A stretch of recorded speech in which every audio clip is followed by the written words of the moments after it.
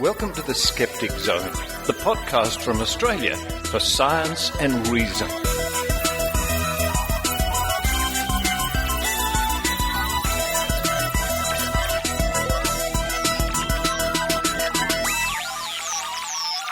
Hello and welcome to the Skeptic Zone, episode number 160. 160, there should be fireworks for that number, I think, or something. Or maybe you can have a quiet celebration yourselves, 160. For the 12th of November 2011, Richard Saunders here with you, back in Sydney, Australia, back from my gallivanting in the United States, back from Louisiana, New Orleans, back from Death Valley. Oh boy, but I want to go back to Death Valley. That was exciting. And some people have asked me why I didn't do a recording, a segment with Brian Dunning from the racetrack playa where the famous moving rocks are, even though we did shoot a quick video there, which is available at Skeptic Zone podcast on YouTube. Well, the honest answer is we were both freezing cold. So cold, in fact, we could hardly use our fingers to operate cameras and things, and partly because the cold wind was blowing so strongly that I think any recording would have been just blown out with the wind. We stayed as long as we could, and we looked at as many of these famous moving rocks as we could, but honestly, by the time we got back to the Jeep, we were starting to get very numb with the cold. But a great adventure anyway. But on this episode of the Skeptic Zone, we hear from Carolina Jimenez from Spain, from Spanish skeptical sort of organizations. She was in Sydney recently while I was overseas. And she gave a speak to Sydney skeptics in the pub. Luckily, that was recorded. And our friend and reporter Maynard was on the spot to interview Carolina after her talk. That's coming up at the top of the show. After then, Maynard's back with his spooky action. He's going to interview Piers Gibbon, the British reporter, who's just made an interesting series called The Witch Doctor Will See You Now, which is currently showing here in Australia on the National Geographic Channel. Check your local listings for that show. The Witch Doctor Will See You Now. Now, yeah, I can see where Piers is coming from with this Witch Doctor type program. He goes out and looks at traditional medicine around the world. Some of his conclusions I don't quite agree with, but there you go. Have a listen, see what you think. And if you're in Australia, check out his show on the National Geographic Channel. And to wrap up the show, we go back to New Orleans, back to the SciCon convention, the Committee for Skeptical Inquiry convention I was at a few weeks ago, where I speak to an old friend of mine, Dr. Harriet Hall. Dr. Harriet Hall, otherwise known as the SkepDoc. She's a retired Air Force colonel, in fact, and very active in the skeptical community, putting her scientific and medical knowledge to good use. Harriet Hall coming up at the end of the show. But before we get into the show, a couple of quick reminders. The Australian Skeptics annual convention is on the 19th of this month, November, in Sydney. Well, it's sold out. Good stuff. It's all sold out. But there are still tickets for the Skeptics Convention dinner. Oh, that night, the 19th of November, at Darling Harbour here in Sydney, with special guest Lawrence Leung. Book now at www.skeptics.com.au. Come along, you don't have to come to the convention. In fact, you can't anymore. But come along and join us for the dinner. Should be good fun. Now, this Monday, the 14th of November, I'm going to be speaking in Canberra, in the nation's capital. I'll be a guest of the Canberra Skeptics, and I'll be talking about power balance and demonstrating the tricks and all that sort of stuff. It's a free talk. It's Monday evening in Canberra, and you can find out more details at www.canberraskeptics.org.au. And I think that's kicking off around 6 p.m. So if you're in Canberra, come along and say hello. On the 15th of this month, Dr. Rachie, who's currently in Florida. Oh boy, having fun, I hope. She's going to be speaking at the Australian Museum her very interesting talk about people diagnosing their own illnesses with Dr. Google. And if you head to the Australian Museum on Google, you'll find out more about that talk. So that's the 15th here in Sydney. A little bit later in the show, there's some information about events happening in Melbourne. But you know what? I'm pretty keen to listen to this show too, so I'm going to hit the play button, run downstairs, open the fridge, look around, and maybe get some apple juice. That's a new one, apple juice this week. Run back upstairs, and we can all listen to the Skeptic Zone.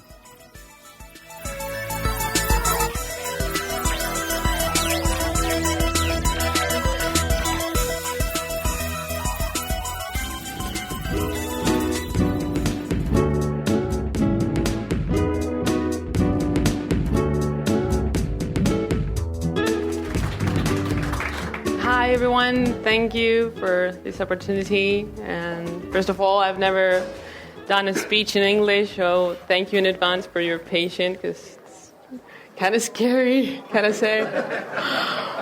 Well, they wanted me to talk about the skepticism that is going on in Spain, because it probably is a bit different from what it's in here, and in some cases we all have the same kind of issues, and we're all fighting the same kind of things. So I had some notes, but I forgot them at home, so I'm going to try my best. I wanted to start with the bad part of the skeptics things in Spain, because they sound very bad. So, and then probably end with the good part, so you don't think that we're all crazy people there. Well, I guess the most, maybe the bad parts there are basically the problems we have the Catholic Church involved in politics and all the things that we are still have from after suffering a very big Catholic oppression during the dictatorship. And the other thing is, of course, problems with pseudoscience in hospitals and laws that don't protect us very well from things like magicians and every kind of scams that I'm sure you guys also have here, like powerful wristbands and things like that. I think you do. You did something about that, and we're very proud of you from there. So part of the things that we're trying to fight most, or me in my case, is the religious thing. I think we have a problem with religion there, involved in every political thing. They take all the public money, and they have a lot of public schools and religion involved with children and that kind of stuff. They don't pay taxes. Then all this stuff, and this year, in fact, we had the Pope visiting us, which was it was a great event with the I don't know how you call them here. I think you had here also the youth. Yeah, exactly. Yeah. So that was one of the biggest things this year, because a lot of public money went for that. And then we're now in a very, very big crisis right now. So almost in the same month that the Pope took like 5 million euros for the visit, the same amount of money was taken away from education just in Madrid. Just the same month, same amount of money. So welcome back to the old ages, where education has no money, goes to the church. So we had a big protest there about that, and some other stuff, like in Madrid, the president of the community of Madrid, a lady that we really don't like very much, opened a homeopathic hospital And it sounds crazy. We had our homeopathic suicide there at the door in the hospital. Yeah, that was a very good thing. We did well. We'll go with the good things after this. And we also have minister, the health minister. It's a lady, a very young lady that wears a wristband, powerful wristband. And she was out in public things talking about our laws and our social security wearing the power balance wristband. It was embarrassing, and she said that publicly that it was a gift for someone and she wanted to wear it. But we don't think it's acceptable that minister in social health care wears magic wristbands or anything like that. So yeah, there's a lot of work to do, but the good part is the skeptic things are growing very fast there. We have 2 big skeptics associations, and I'm a member of both, and we're really organizing a lot of things, and we have very good communication with the scientific part of the society. We're really a big group all together doing a lot of things together. There's this particular blog that started like 2 years ago called amazings.s, and it started just like a small blog. In less than a year we have thousands of members, and now we have a magazine out, and we're starting to make conferences, and we sold all the tickets were sold out like in a week. And so yeah, it's getting better. We have faith, and it's getting better. And about the religious thing, we did a very important thing. Well, it was more the funny thing. We had a couple problems with it, but we built in the atheist group that we have then in Spain. We built a big teapot, Russell's teapot, like a big thing, and we just went out in the street like they do with their saints and virgins, and we thought we were going to be like 30 people just carrying that big crazy thing, just trying to show that we think that that's absurd. And we end up being more than 5,000. So that was big. There were in the news crazy people carrying a big magical teapot in the streets. So yeah, I think they still have a lot of things to do, but we're getting there. I think we're getting there, and it's growing. Basically, it's growing. I don't know if it's similar here in any way, or you have difference. I'm sure you have difference. You don't have magic wristbands anymore. That's good for you. Well, but they admitted that they were. They've changed. Yeah. Changed type. You still get it. They put an extra hologram. Yeah, the hologram, the magical hologram. So yeah, I just wanted to share with all of you how things go around Europe in general, because a lot of countries in Europe have the same problems with the Catholic Church and all this stuff. Are there any questions? Or the question was if the opinion of the public opinion of the Catholic Church is changing, and I think yes, it's changing, definitely. There's a lot of people, just all the scandals that they have, and the crisis, the economic crisis is making some people open their eyes a little bit more when you see the Pope going with big cars and dressed in gold, and we're all losing our jobs there. It doesn't make sense. They keep saying that 70% of Spain are Catholics, which is not true at all. 70% of Spain are baptized, which doesn't, like I am, which doesn't mean that we're Catholic.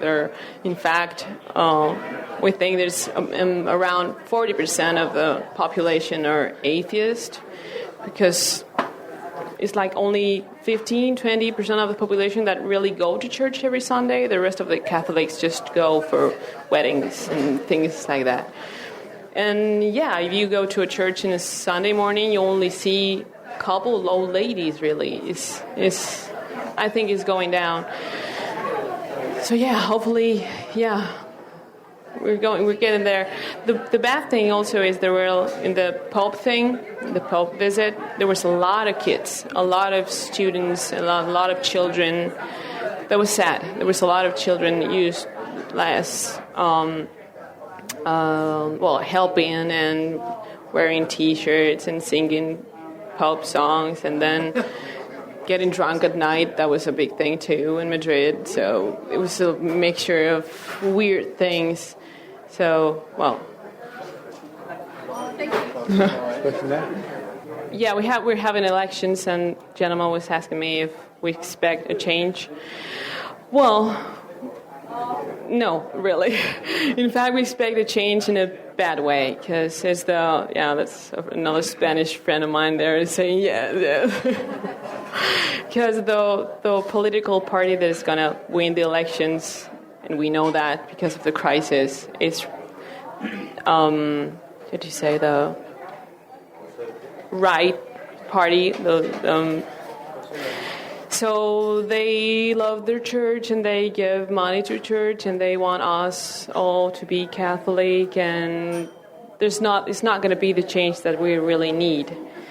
And it's for the crisis, I guess, because the government that we now have, which is left-handed, is not doing things very well. So probably the other, because we have only like two big parties. So the Conservative Party is going to win the elections, which is not helping very much. So we'll have to wait probably a little bit more to keep fighting. No, not really. You mean like United States, for example, that it's not a good idea to go out and say that you're an atheist? No, there's not really a problem. I haven't had any problems. Well, some old people maybe look at you like, well, my mother is an atheist, and she had this. One day, she said, "Oh, you're going to church with us with her workmates?" And she was, "No, I'm an atheist." And then the lady said, "How can you be an atheist? You're a good person." But other than that, no, we really don't have problems at all. People really don't believe that much. We don't have problems like in the United States that people believe in the Bible and things like. We don't have problems like with creationism and things like that. So I haven't had any problems. Hopefully. Steve?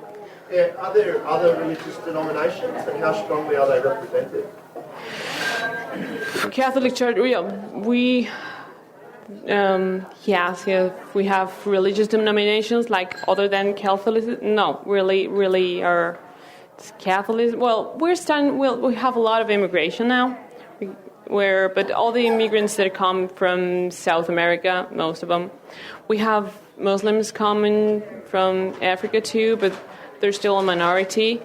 And yeah, probably just 10% of believers in Spain are Muslims, and the rest is Catholicism. We don't really have anything else there. They have it all. Surely European attitudes to Catholicism are changing. I mean, even Malta has finally agreed to allow divorce. Sorry, can you say that? Malta, which is about the most Catholic country in the whole of the Mediterranean, has finally actually legalized divorce. Which country did you say? Malta. Oh, really? Yeah.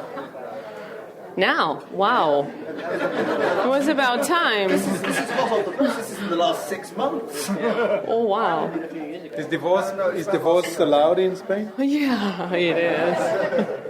In fact, we have gay marriage and we have abortion law, so we were doing fine until these elections. We'll see what happens after this, because some of the politicians that were on the campaign now, they're saying that they may change abortion laws and gay marriage. We hope they don't.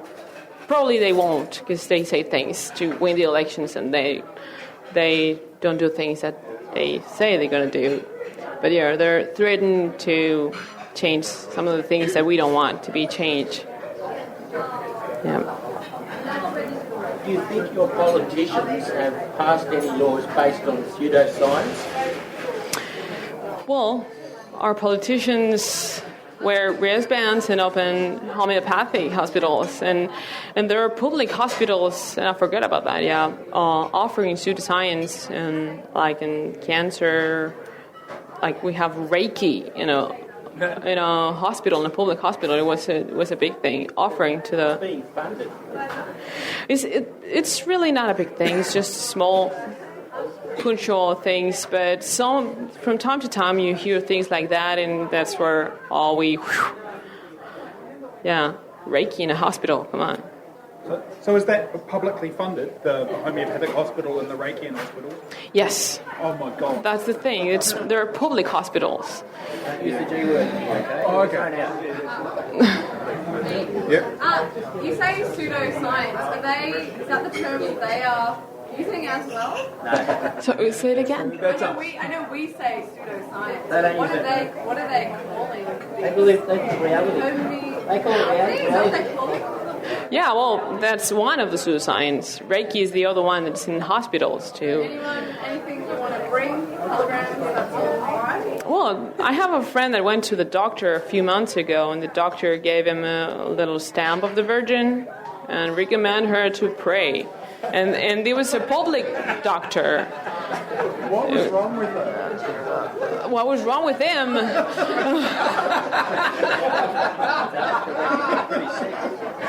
Probably something that had no solution or something like that. I don't know. So, yeah. If I may ask a question, I want to. English skeptics have long been looking for a word to replace the term skeptic. Is there an equivalent Spanish translation or a word that would be appropriate in Spanish? Escepticismo. Is that why you're asking me for the term?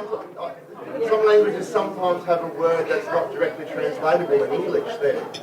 No, in this case we're escépticos, and we're all in the world of escepticismo, so pretty similar. I wanted to ask you about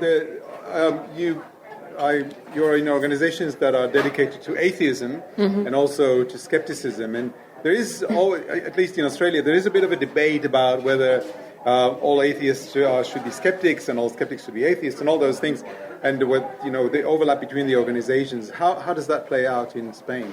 Well, we don't like to mix things. Like I'm part of atheism organizations and skeptics too, but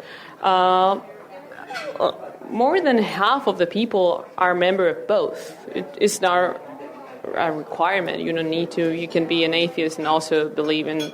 I know atheists that believe in pseudoscience of some sort, or go to fortune tellers and things like that, and there are not many of them. But yeah, we try to separate things. In the end, we're a big family where you can see the same faces everywhere, but it's not a requirement. We try to separate things because, it's not the same thing exactly. I don't know if I know a really skeptic person that is a believer. I don't know now. I don't think so. There may be some, but I don't really know. Well, there are believers that they're not active skeptics, but they're skeptic in every issue and every part of their everyday life except their religion. We all know this kind of people. They're not very active skeptics, but they act as skeptics in many ways except for their religion. That's the only way to sometimes survive in this world and keep being a theist. Yeah, I guess. Any more questions? I guess please join me in thanking Carolina for her talk. Thank you. Well, we were very lucky tonight to have a member of the Spanish skeptical community with us. Now, tell us who you are and exactly what group you're from. Well, I'm Carolina Jimenez, and I'm the president of the Spanish Atheist Association, and I'm also member of Skepticam, founder of Skeptica, and, well, there's so many things. I guess that those two are probably the most important ones. What made you get into taking on such a large group as the Roman Catholic Church in Spain as being an atheist? What was the moment where you said, that's it, I've got to get up and be an activist? Well, I've never been a real believer, I guess, because I've grown up in a family of scientists, and I really was not very into religion.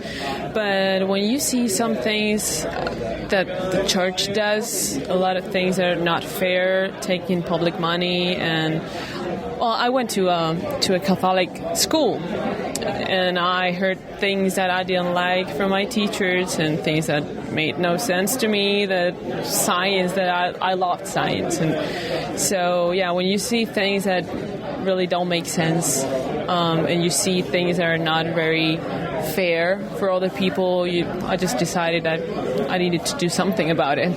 And what is your field of science that excites you the most? Astronomy, I guess, and biology, probably. There's two fields I really love. Wow. What's your favourite heavenly body? I'm a real fan of Pluto because it's so hard to see. There's no really good photos of it, and I still think it should be a planet. What's your favourite thing to look at in the sky? Jupiter. And you can see it's Jupiter. Pretty hard to miss it. Exactly. And these days here in Sydney, you can see, like, Jupiter every day, and there's big... And how do you feel about the Pluto debate? Do you think it should be let back in the Planet Club? I miss him somehow, because, there were 9, and he was the little guy that was far away, so, we miss him, right? Because, he was a poor little guy. And in Spain, like one of the latest stories I remember from Madrid, they opened a tickle spa in Madrid, a spa where you get tickled. But they don't promise to heal you or anything. It's just a spa where you get tickled instead of massaged. Have you heard of that one in Madrid? I really don't. Really? Oh, well, I know that laughing can cure some things in some way. So it sounds a lot more harmless than some of the other things you spoke about in your talk tonight, particularly how deeply homeopathy is within the Spanish culture. Yes, it is. The problem is when people don't go to real doctors to get real medicines and they decide to go tickling or homeopathy or anything else. Those things, they say to defend them that they're harmless because they don't have side effects. But that's not true. They're not harmless because people don't go to get real medicines. When people decide to have pseudoscience instead of real science, they're risking their lives. We have cases of people that died because they didn't get the right treatment because they decided to go to have pseudoscience and pseudomedicine instead of real medicine. So they're not harmless. They can kill people. Now, across the world, there's all sorts of traditional medicines. Is there a particularly Spanish indigenous traditional medicine or culture? No, not really. Like Chinese, you mean, or something like that? No, not really. No. Okay. There's nothing very... hopefully we don't have something like that to fight against. Yeah, well, you seem you have Reiki over there, which is one of the stranger ones. Yes, very strange. In fact, I didn't know what it was until I heard that news. Reiki in the hospital. Apparently you can do Reiki from a distance too, like remote viewing. I'm not an expert. I'll try to find out for you if you want it, but probably you can do it in a distance or in time or... whatever you like. Probably. Now, the Spanish have a reputation for being a feisty, fiery people. Have you ever got yourself into trouble with true believers and ever felt threatened by, the Roman Catholic Church followers, for example? Not really, because believers in Spain are not really deep believers. They're more believers of family values and things that they like doing every year, or they only go to church for weddings and stuff like that. So they don't really believe the Bible, things like that. They teach science in public schools, and they only say that the Bible is stories. Good stories, I guess, but no, we don't really have that kind of problem like in the United States, for example. I don't think. So the level of fundamentalism is not as high as it would be in the States, you suggest? No, it's not. We have problems with people that don't really think about what they believe. The problem with the United States is that they think too much about what they believe. No, in Spain it's more like a tradition, more than a strong belief in something very fanatically. So being at the forefront of critical thinking in Spain, what do you think is the major challenge to your organisation there? Probably trying to suit science and religion not to get involved in laws and politics. As I always say, I don't have any problem of people believing whatever they want to believe or doing whatever they wanted to do, or I don't have any problem about that. They have the right to believe whatever they want to believe, but they don't have the right to make laws about it. They don't have the right to change or affect lives of others. So what we really need to do is to have politics and laws that are based in reason, and to make sure that everyone has the right to believe whatever they want to believe. And how do you compare the skepticism atheist movement in Spain to here in Australia? Do you think there's some similarities or some very big differences? I haven't been here long enough to really tell, but for one, have you had any good arguments yet? Well, what I've seen is pretty similar. The differences really come in the believers and things like that. But I found out that skeptics are more or less the same all around the world, which is a very good thing. Yeah, very good thing.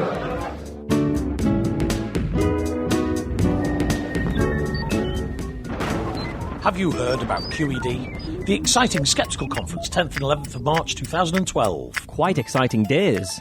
You're probably wondering, why should I go to QED? Quasi-existential dilemma. We'll have the investigator and legend Joe Nickell. Quite extraordinary detective. Alternative medicine expert Edzard Ernst. Quacks endure difficulties. Monsters, werewolves and lucid dreaming from Deborah Hyde. Quirky, eerie demons. Massimo Polidoro, head of the Italian Skeptic. Questo egregio dottore. David Aranovich and conspiracy theories. Quite easily debunked. Secular campaigner Mariam Namazi. Quell equality detractors. Sarah Anglis will show us how to play the theremin with robots. Quivering electronic devices. Ufologist Ian Ridpath. Quiz extraterrestrial details. Professor Steve Jones and why creationism is nonsense. Quiet and evolution deniers. Podcaster and spoonbender Richard Saunders. Questions ESP demonstrations. Author Ophelia Benson. Queen existentialist debater. And we'll have comedy from Robin Ince and guests. Quality entertainment, definitely. Tickets are £89 and they're going fast, so hurry. Queue everybody directly. Could you cut that out? You can get your ticket from qedcon.org. Quote event domain? Marsh, seriously, if you don't stop that, I'm going to have to hurt you. Quickly end discussion. Come to QED Manchester. Question, explore, discover.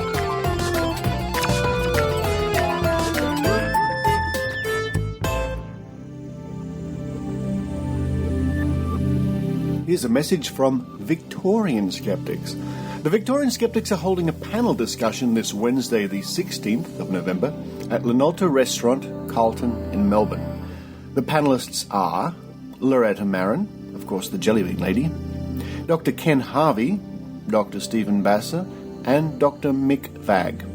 The panel discussion is titled Giving the Tiger Some Teeth, the Shameful State of Alternative Medicine Regulation in Australia. The panel has been prompted by recent events in alternative medicine, such as Blackmore's deal with the Pharmacy Guild and the Shonky Award for SensorSlim. The TGA continue to take no action against scams and placebo medicine, although they keep hinting that change is in the wind. The panel is a once-only event, mainly because Loretta Marin will be in Melbourne for a short time only. For those coming along, there will be an opportunity to ask questions and engage in discussion with the distinguished panellists, whilst nomming, oh, that's a good restaurant. I've been there many times with the Victorian Skeptics. Good stuff. Yes, nomming on an excellent Linolta meal. The date again is Wednesday the 16th of November. Please see the Vic Skeptics website for details. That's http://vicskeptics.wordpress.com. There are still some places available.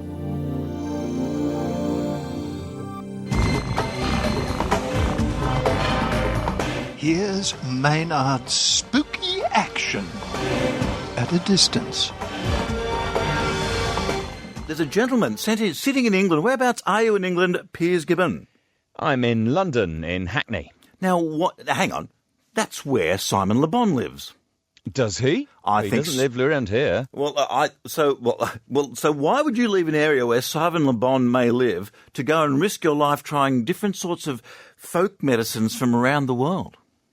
Well, because I've studied these things for a while now. I did a human sciences degree at Oxford University, and I'm fascinated by how the different peoples around the world deal with healthcare. Now, I've grown up in England with the National Health Service, like your Medicare, and I love it. It's great, and I like white coat medicine, as I call it. It's fantastic. Science is great. I wouldn't lose it for the world. But I just wonder whether there's other answers in other places that we could listen to and get some benefit from. You have done a lot of study into this area, and you're a bit of a specialist, and that's what tweaked your reason to run around the world and put your own life potentially at risk with some of these things. Yeah, there was a little bit of life risking. The whole thing is that the series is called The Witch Doctor Will See You Now, and that's a kind of a cheeky title, but it really is about the witch doctors and the strange remedies around the world, but it's also about some very well-researched things like traditional Chinese medicine and acupuncture. We go all the way around the world. We try everything. Now, the skeptics would immediately say that acupuncture itself is under fire, but there's no real scientific evidence that it actually works. Well, actually, that is one of the things that has been proven by scientists in white coats. They have a very limited thing that they will accept acupuncture is useful for, but I believe things like something like dental pain and arthritic knees have actually been tested with double-blind trials in the lab, as it were, and proven to have some relief, whereas most of the other remedies we were trying, like freshly squeezed snake's blood and being buried in a shallow grave in Cameroon, well, nobody's tested those for a very good reason. And that they're the ones I would assume would be the life-risking ones, being buried for a little bit, and also potential diseases you may pick up from the medicine itself. Yes, there was always the worry. There was also quite a lot of bloodletting involved. I had myself cut and poked and prodded, and there's always that concern when you're being cut and poked and prodded in the middle of a jungle that you could end up with infection. So, yes, that was a bit of a risk. Why did you get interested in these remedies originally to want to study them? Was it something in your family? Did you read a book? Did you see a really great witch doctor movie when you were young? Well, the thing actually is a very, very strange story, but basically I ended up specialising at university in the hallucinogens used by shamans and witch doctors in South America. Now, this wasn't because of any sort of rave scene in the 90s, was it? In England? Not at all. This was pure academic interest, officer. I'm just checking on that one there, because I know a lot of people were interested in shamanism, and there was even that great band with the same name there in the UK. Absolutely. In the 90s. Just checking. No, I mean, it's all part of a cultural shift in the West, where we are perhaps a little less arrogant than we were before, and we are perhaps a little bit more willing to think that other cultures may have some answers, and I think they really do. And did you experience any hallucinogenic experience that made you break through a wall or a membrane or go into an area that actually made you some sort of healthier person? Well, this is the interesting thing. In Peru, in the third episode of The Witch Doctor Will See You Now, I experienced drinking a drink called ayahuasca, which is a hallucinogen. And the shamans, the medicine men who gave it to me, explained that what they use it for is, instead of giving the medicine just to the patient, they give it to the patient and they take it themselves. And under the influence of it, they say that they can see healthiness and unhealthiness in the patient's body. Now, I can't be sure that works, but this is a story told to me with great seriousness again and again. And in Peru, this is a national treasure, this drink. So just imagine if this could have some validity. This is liquid MRI scans and a heck of a lot cheaper. And also, something that we don't always do in the West is if we do take some LSD-type compound, we may do it alone, and if we certainly don't have a shared experience, they are having a shared experience there. So if anything does go unusual or you're feeling not so well, there is someone sharing it with you. Would that be part of the experience? Very good point. The medicine men in Peru, the ayahuasqueros, they have a system of sacred songs. They call them Icaros. And these sacred songs have been honed over, let's say, about 1,000 years to show you what you need to see. So it's like a road map ahead. Now, none of this is proven by Western scientific standards, but I still think it's really interesting and really worth examining. And that's the whole point of The Witch Doctor Will See You Now. And for this, did people go, look, Piers, I'm not quite sure you should go and do this series? Well, National Geographic are a very serious company, and they wanted to know that this was going to be worthwhile and also safe enough. They were prepared to take some risks in the interests of science and research, but they wanted us to come home alive, and we did. And what was how does getting buried in a shallow grave cure anything? Well, to be honest, I don't think it does cure anything, except, okay, we did it twice, actually. One set of people got buried in a shallow grave to help cure eczema in India. That didn't work for them. And then, again in Cameroon, in another episode, a woman who was suffering from anxiety and sort of generalized fear of life, the prescription then from the witch doctor was that she should be put into a shallow grave and surrounded with candles and a circle of freshly slaughtered chicken's blood. Now, that was all going okay. Her anxiety levels did seem to be decreasing, but then they rapidly increased because a gang of what we thought were just thugs with machine guns turned up and started pointing AK-47s at us. It turned out these were actually the police, and they took us into custody and questioned us for 5 hours. And by the end of that, my patient's anxiety levels had risen substantially. I imagine that would be the case. What do you find when you're looking back at these episodes as being the most fascinating one, the one where you go, well, boy, I can't believe I got away with that? I mean, that sounds like it could have been pretty close. Yes, that was close, and that was scary, and I'm very grateful to the British High Commissioner in Cameroon for sorting us out there. The other thing I think was pretty startling was something I just cannot explain, which was in the first episode, which is that someone got cured through acupuncture in their tongue. And they had a real moment of miraculous healing where someone jabbed their tongue and immediately their back was freed of the pain. Now, this was pretty astonishing to me and astonishing to everyone in the room. The cameraman put his camera down and said, wow, I've got a bad back too, cure me. And it was just extraordinary. It was basically people lining up for a miracle. I can't explain it. I don't know if it works. A temporary burst of adrenaline, or maybe like, it was purely psychosomatic to start with, or maybe it's some sort of wacky placebo effect. All of those are possible. And you know, throughout the series, we always try to keep in mind that placebo is powerful and anecdote does not equal evidence. You know, one person being healed in front of you does not mean that therapy will always work. But equally, they got cured. And well, that was one, I think, for me, because I've seen the evidence and looked at the research into acupuncture, that was one for me that really made me raise one eyebrow right up to the top of my forehead and think, good Lord, maybe this is a miracle cure.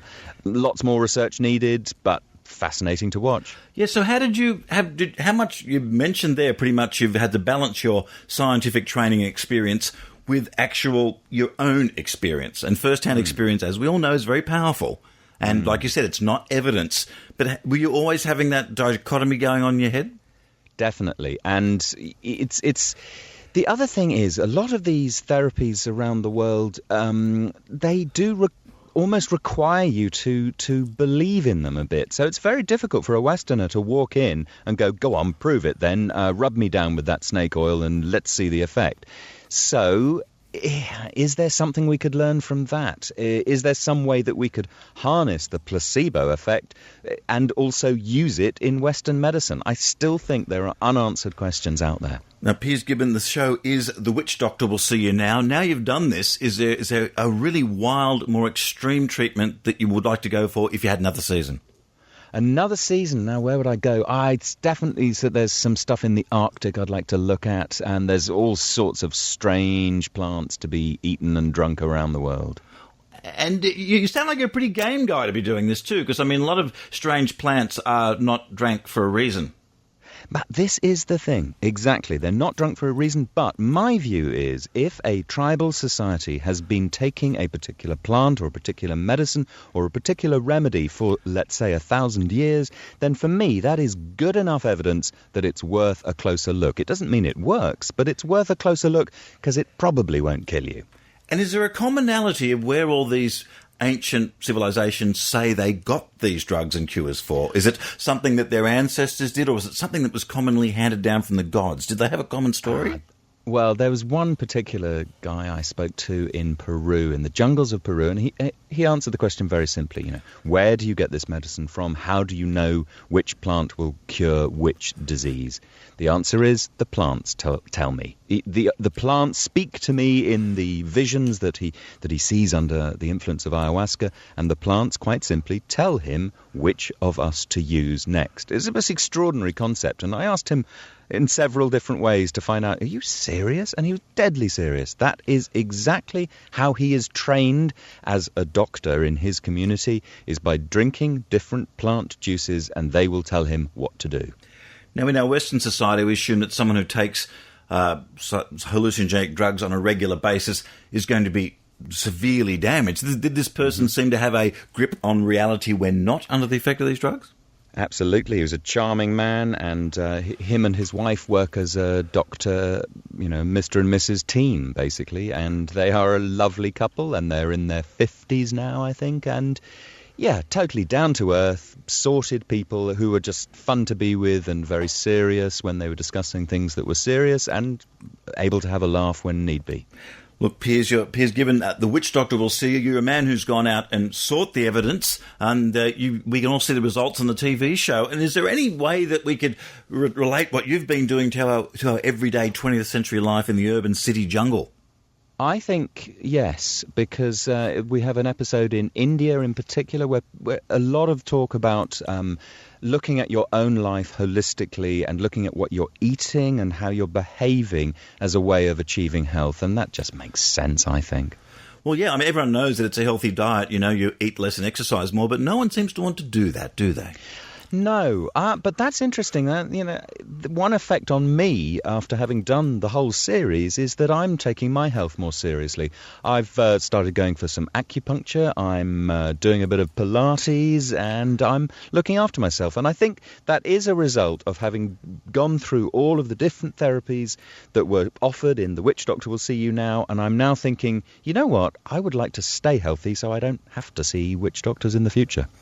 Thank you, Piers Gibbon. Have a look at the show, The Witch Doctor Will See You Now, and I'm interested in where you might go if you get another series. I would go to the Arctic, I would go to Tibet, I would go deeper into China, and I bet there's some stuff in Eastern Europe, which is old, ancient remedies that may be in danger of dying out. One last local question before we go. Is there any Aboriginal remedies here from Australia that have tweaked your interest?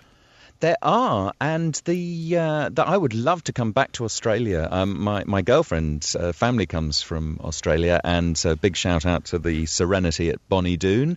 But I would like to come back and visit Aboriginal communities and would love to share the remedies they have. I understand there's particular difficulties with filming Aboriginal people. They may not want to be filmed and to show their remedies to the camera. And I think that was something else we really wanted to keep in mind, is to be respectful of the communities we visited and only show what they wanted to show.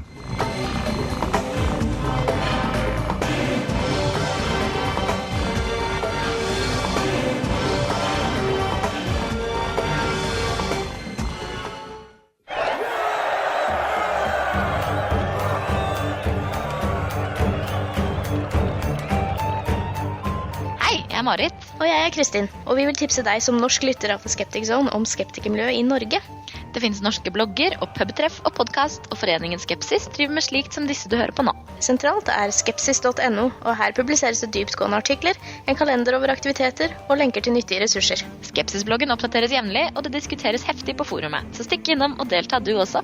Skepsis.no.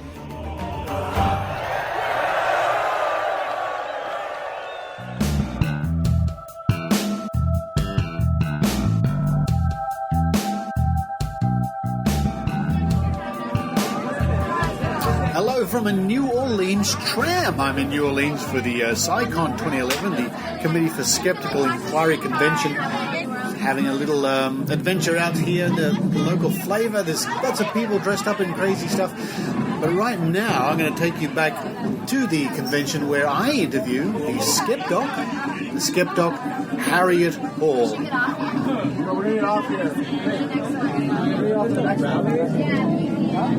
Well, sadly, the SciCon is wrapping up here, the Committee for Skeptical Inquiry Convention here in New Orleans, but I'm very lucky to have found Harriet Hall, SkepDoc, and grabbed her for a quick interview. Hello, Harriet. Hello, Richard. Now, I met you on a slow boat to Alaska many years ago. That's right. I still have the little origami rabbit in a hat that you made for me on that cruise. Rabbit in a hat. That's fantastic. Yes, that was a really entertaining time for us both. It was. Really enjoyed that. Now, you were, and I think I probably missed it from jet lag or I don't know what, you were involved in a panel, as I understand it, or were you giving a presentation here? We had three of us talking about alternative medicine. Right. And my talk was puncturing the acupuncture myth. Puncturing the acupuncture myth. Yes. Oh, I'm sorry, I missed that now. Absolutely. Well, there are so many topics, it's hard for us all to keep up. And did you manage to puncture the acupuncture myth? Well, I think I did. I think almost everything you've ever heard about acupuncture is wrong, even starting with a simple description of it as an ancient Chinese method. It's nowhere near as ancient as they say. It's probably not even Chinese. It probably originated in Greece and then traveled east. And it's not a method, it's a whole bunch of different methods. So when you talk about acupuncture, you've got to specify which acupuncture. Really? Mm-hmm. So I'm surprised. I didn't know it didn't. I didn't think it originated in ancient China. And now you're saying it's not even Chinese. It may not be. The historians are looking into it. And the earliest texts in China that they said were about acupuncture turn out to have been about bloodletting. Really? Yes. Which is absolutely not what acupuncture is. No. Yeah. No. But it's surprisingly popular all around the world, isn't it? Yes, and it's the one thing in alternative medicine that a lot of people believe there's evidence for, but the evidence really doesn't hold up. Yeah. The best studies have shown that it doesn't matter where you put the needles. It doesn't even matter whether you use needles. There have been studies with toothpicks where the toothpicks touching the skin have worked just as well. Yes, yeah. Or shall we say worked no better than placebo? Right, because when it appears that acupuncture works, it can be attributed to all the surrounding drama and the suggestion and all of the non-specific effects of a medical interaction. But it is interesting, as you say, a lot of people assume it works, and they're quite strident about it. Yes. So when I bring it up, or even on a TV show I've been doing recently, one of the things put towards me are, you skeptics, you were even wrong about acupuncture. So for many people, this is an absolutely ingrained fact of medicine, is that acupuncture works, it's used all over the world, and people get better. I wish I could invent something so successful. Yes. The medical letter, which is a very reliable a group of scientists that put their heads together. They don't have any influences over them. They're just an independent investigation group. They've looked at all the evidence for acupuncture, and they say there is no credible, repeated evidence that acupuncture works for any medical condition. That's pretty definite. Yes. Absolutely. Maybe I can invent something different then.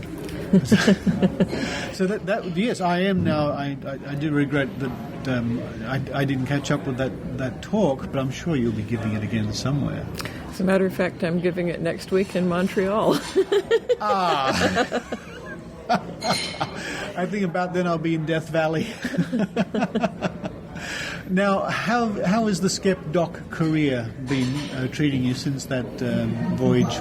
In 2007, I think we did that voyage. Yes. I've been having a wonderful time. I've been writing an article every week for Science-Based Medicine, and I'm a contributing editor to both Skeptic Magazine and Skeptical Inquirer. I've been named a fellow of the Committee for Skeptical Inquiry, which is one of my proudest achievements. Oh, then we are what's the word? We're fellow fellows. We're fellow fellows, colleagues indeed. Yes. It's very flattering, isn't it? It's very nice. And I published a book. My memoirs, Women Aren't Supposed to Fly, the memoirs of a female flight surgeon. And I'm helping to revise a consumer health textbook with Stephen Barrett. The 9th edition will be coming out early next year, and I'll be listed as a co-author on that. That's very nice. That's very. So you're certainly not, as we say, resting on your laurels. You're busy. Very busy. You're probably busier now than you were when you were a doctor. Huh? Oh, you still are a doctor. Sorry, you know what I mean. Yes. When I was practicing. That's what I wanted to say. I finally got it right, and I could stop practicing. But that you must have been enjoying. You were in the military, of course. Yes, I was in the Air Force for 20 years and retired as a full colonel. Yeah, it must have been an enjoyable time, I would hope. It was. I'm a little ashamed now to say that I was in the Air Force because the Air Force is teaching battlefield acupuncture to its doctors now. What? Yes, ear acupuncture, no less, which was invented out of thin air by a Frenchman in 1957. Oh, boy. Seriously? Yes.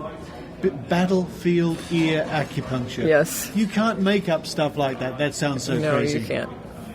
His arms got shot off. Quick, where's the needles? Yeah. Oh, boy. Yeah. That is sad. That is really sad to hear. And have you managed to make a fuss about this? No, because knowing what I do about the military, I don't think anything that I could say would make a bit of difference.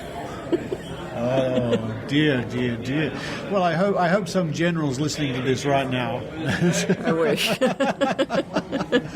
Oh, dear. That's pretty funny. Battlefield ear acupuncture. That's pretty amazing. Yes. But again, I guess somebody thought it was a good idea, and they've invested a lot of money to do it, I guess. There's a colonel that's very important in the military system that believes in acupuncture, and he is spearheading all of this. Really? Talk about appeal to authority. Yes. So, and you were dabbling in television too, I think. No, I've never been on television. I had a column in the Oprah magazine for a few months. I'm getting confused. It was the Oprah magazine. Yes. That's right, of course. And for a few months. Yes. And that sort of came to an end. They sort of fired me without bothering to tell me that I was fired. It was rather frustrating. Yeah. I didn't quite see eye to eye with your point of view? Well, the whole experience was frustrating because they wanted to tell me what I could write about. They essentially fed me topics that they wanted me to write about, common myths about medicine.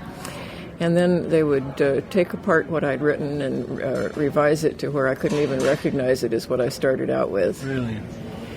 And I didn't enjoy working with them at all. Well, I mean, if someone's going to take apart what you've written, yeah, I can understand that. What a pity. Yes. What a big pity. But I guess they know their audience, though.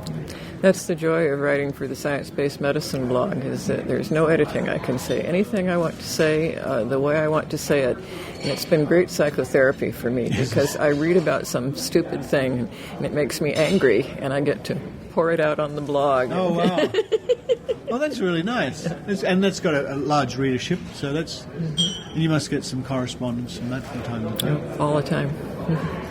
I've gotten some very gratifying correspondence where, for instance, people would read about the spinal decompression machines that I wrote about, and they'd say, I was thinking about spending $5,000 to $6,000 on this treatment, but I found your article and I saved some money. Excellent. Excellent. So it does do some good. Yeah, I know sometimes we work away and do our blogs and our podcasts or whatever it is, and sometimes you do actually learn that what you're doing is making a difference, which I think is fantastic. So what are your future prospects? What's your plans coming up? Well, as I said, I've been invited to Montreal to speak at the Trottier Symposium, and I've been invited to speak in Berlin next spring at the World Skeptics Conference or something like that. In Berlin? In Berlin. When's that? What time of year do you know? In May. April, March, April. Okay, my brain's ticking over because I'll be in Manchester in March, I think, for the QED. Maybe I can extend my trip and head to Berlin. I don't know. Well, that's very exciting. Yes. That's very exciting. And any books in the works? Well, I have a book proposal in for a compilation of some of my articles. Right. I don't know if that's going to fly or not. It's hard to get into publishing. I self-published my memoirs because I couldn't find an agent or a publisher that was interested. Well, a lot of people are doing that. In fact, I was speaking to, not to give anything away, a high-profile skeptic here over the weekend who said that, no, they're just going to publish their own book. Well, because they can't get a publisher interested. So great, all power to them, you know. If you're going to go down that way, battlefield ear acupuncture. I can't get that out of my head. I can't get the needles out of my ears. But Harriet Hall, a delight to see you once again, and I hope we can see each other again at another convention in some other part of the world. I'm sure we will. I'm sure we will. Thank you very much.